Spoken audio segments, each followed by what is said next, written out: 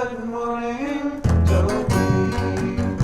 Your favorite podcast, now able to show. Top of the morning to you, and welcome to the St. Patrick's edition of Good Morning Dopey, our deep yet shallow dive into the daily reflections. My name is Dave, and I'm joined by strung-out author, unlicensed advice columnist, elite equestrian, and converted Jew, the great Erin Carr. Welcome. Hi. How are you? I'm all right. You know what I just was thinking, because it's St. Patrick's Day, and I'm wearing green. Yes. So have you ever heard that expression, Erin go bragh? Yes.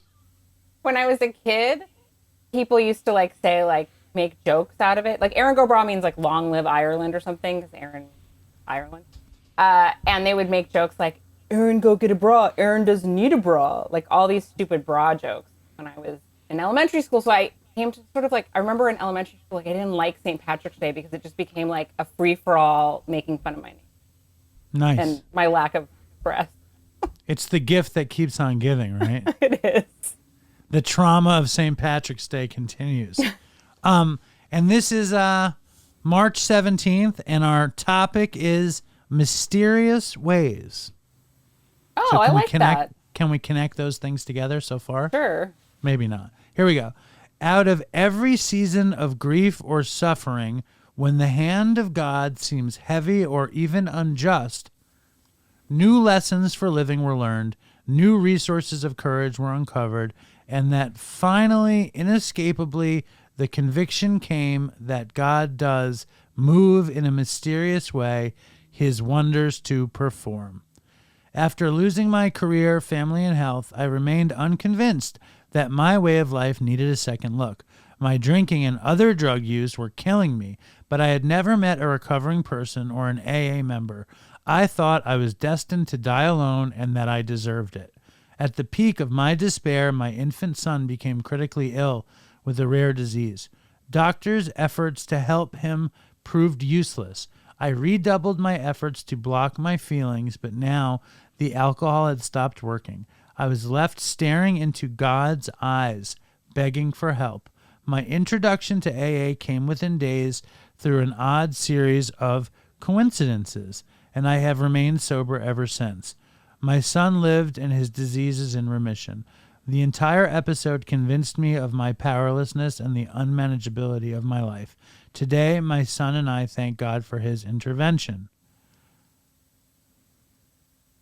That's interesting. I mean, I guess we don't hear the coincidences in the daily reflection, right? They're not giving us any real coincidence in there. No. Howie, you hear any coincidence? I mean, is he saying The kid got sick, right? right? Stop drinking. She's drinking. Oh, she. Sorry. I don't know if it's a man or a woman. They're drinking. Right. That didn't work anymore to numb the pain. They stopped drinking, say, I might as well put my faith in God. They do. And now son is in All remission. right. I have a lot of problems with this. Uh-oh. Good. I have a lot of problems with this because I don't think that, number one, I think it's that's so fucking Christian, first of all, to put this idea that because I did this thing and believed in God and trusted in God, my son got better. Because how many people have kids who don't fucking get better and they believe in God or whatever they believe in, or they stop, there's plenty of people who go through really heavy shit in sobriety. There's things that I've gone through in the 19 years that I've been off drugs that I didn't think that I would be able to walk through, let alone walk through sober. And Well, I think it really, what it says to me is they talk about conscious contact with a higher power, and I always assumed that meant that the higher power had a conscience, and that's not really what it means. No. That's not what conscious contact means. But I have a friend who's her mother is Jamaican and black, and her father is Jewish, and he comes from a line of Holocaust survivors.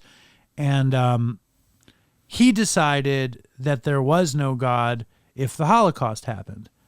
So he stayed Jewish, renounced God, like stayed kind of culturally Jewish, kind of like my dad is, and renounces God and says it This is doesn't very, exist. very common for a lot of Americans. Right. I tend to think that God doesn't really have a moral ground, and God is just the connection of the universe. But I think that this is a weird thing to read. I don't know. Let's find a way to look at it another way. Okay, so I have another thought. Good. You ready? So in therapy earlier this week, I mean, obviously we're filming this during the time that like all this stuff is happening in the Ukraine, and I was having like, I had watched some of the stuff on the news, and just sort of my whole session was like about you. Just I was having a lot of emotions. Is that two about sessions it. in a row about the Ukraine? Yes, yes. Okay. Ukraine. So I was having a lot of feelings What'd I about say? it, and said 2 sessions. No, Dave and- said the Ukraine, so I said Ukraine. I think they do call it the Ukraine. I don't know why you have the need to ruin every daily reflection we do. Do you need to do that? Just shut up. I'm correcting you. But people say the Ukraine all the time. It's not the Ukraine, it's Ukraine. Can we Okay. mute? How can I you shut say- you off? How can I turn you off? Do you say the Israel? The no? Canada? But why do people say the Ukraine? Because they're wrong.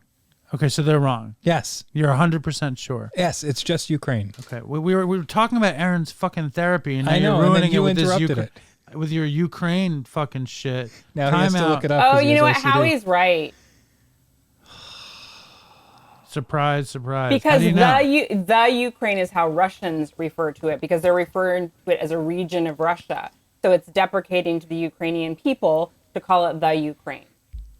But I have heard it that way so many times. I have that Yeah. in my head too. Well, you know what else is referred to like that? The Netherlands. Big shot. Maybe it's just Netherlands. It is just Netherlands, but it's a colloquialism. That's all. Colloquial. Okay. Ukraine here's the is one point. of a few English country names traditionally used with the definite article the. This is apparently because the word Ukraina means borderland, and so would be translated as if the borderlands, the Ukraine. That's Like why the people Netherlands. say it. Yeah. Right. Like how Nederlanden, meaning Not gonna work Netherlands, here is anymore. translated as the Netherlands. Are you happy you destroyed the whole thing for that? All I did is make a minor correction. I'm just asking a question. Are you? What am I supposed to ignore? You're trying to make me look stupid. Yes. On my show. On your show. Why? This is what people in Dopey Nation are saying. Is he's trying to ruin the show? You see that? No, They say I'm okay, trying all right. to take Aaron, over the show. Aaron, wait a sec. Yes. And you defended him. And look at him. Well, I didn't in heaven. I defended him how? You said how he means well. Look at him. He's not meaning well. I do think he means well. Although, I mean, I think he also likes to, I don't bust mean. Stir the balls. pot. But like, Yes. Yeah. okay, but here, let's get back on let's hear track. Aaron's So story. what I was going to say is that a lot of my session was devoted to what's happening in Ukraine. And my therapist is Polish, and she still has a lot of family in Poland, and they live near the border. Her mother is a physician, an MD, and is working with, giving medical care to the refugees as they're coming into Poland. And so she was talking about, like, just the sort of like mobilization of people helping the refugees who are coming in from Ukraine, and like the 40,000 volunteer soldiers who are going to help the Ukrainians fight against the Russians. And she said that she also combined this with saying she was listening to this lecture, this Polish lecture, where they were talking about this and the trauma of the people coming in. And that one of the things that they do when working with refugees, like from a psychological perspective, is this thing that she says, holding the good object. So I've been thinking that like since then, and this reminds me of it, because I think that that's a way to like connect to sort of like the universe or God or whatever you want to call it, is that even in times where it feels like our world is falling apart, if we make the decision to hold on to the good object of it all. So like the good object here is all of those people that are on the ground helping Ukrainians who are coming in Poland and to Germany and elsewhere. That's the good object, right? So what I take from this daily reflection is that's how I can make sense of it. I can't make sense of it of like, oh, I'm going to do this thing and then God's going to reward me by removing, like making my son heal from his illness. But I think that there is a lesson there in this sort of, instead of like wallowing in it and drowning in what's happening, if we can hold on to whatever it is that we can find good there. There's something good there, right? There's her son, there's the love they have from like parent to child. Holding on to that good object is what's going to buoy you through no matter what the outcome. Does that make I think it's buoy you through. Really? That's what you're going to, after all, everything That's that I just said? The good object is the buoy. Baba buoy. Listen, I think that's a great way to find something good in this Drek, because this one is pretty Drekish, Yes. as they say, as my mother would have said. But you're right. It's like what if her son had died and she got sober and her son's death buoyed her decision to have a sober life and she enjoyed her life after that? Whatever. Find the good object. God works in mysterious ways. Howie might or might not be trying to take over or destroy the show. Who knows? You may or may not be here next week when I do my show. Maybe I'll be here. Maybe I won't. This might have been the worst daily reflection we ever did. Dopey so. Nation, please. Really? Aaron, you were great. It's Howie and the book, and I wasn't great either. I think you and the book, you were great. The book wasn't good. Howie was not good. I was beyond. I wasn't great. So you were the shining star. Of Let us know in the I comments. was the good object. You You're were the the good good object. object. Yes. Thank you. Stay strong, Dopey Nation, and fucking toodles for Chris. Dopey, I'm face down on the floor.